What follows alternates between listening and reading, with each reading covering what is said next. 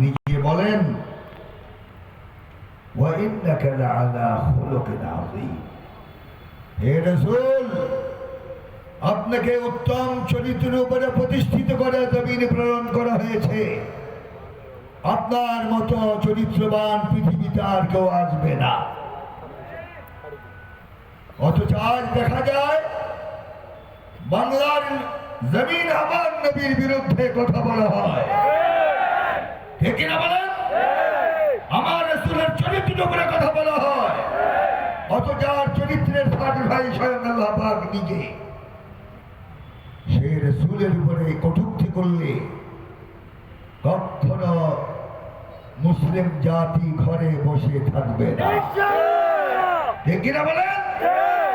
রাসূলের সম্মান রক্ষার উদ্দেশ্যে যদি লক্ষ প্রাণ প্রয়োজন হয়, আমরা কি রাসূলের জন্য প্রাণ দিতে রাজি আছি কিনা?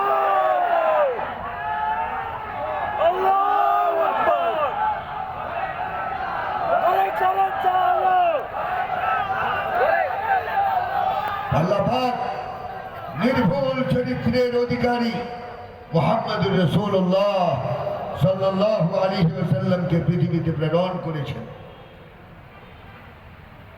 ওয়া ইন্নাকা লাআলা খুলুকিন আযীম। আযীম ওই জিনিসকে বলা হয় কোন জিনিসের চওড়াই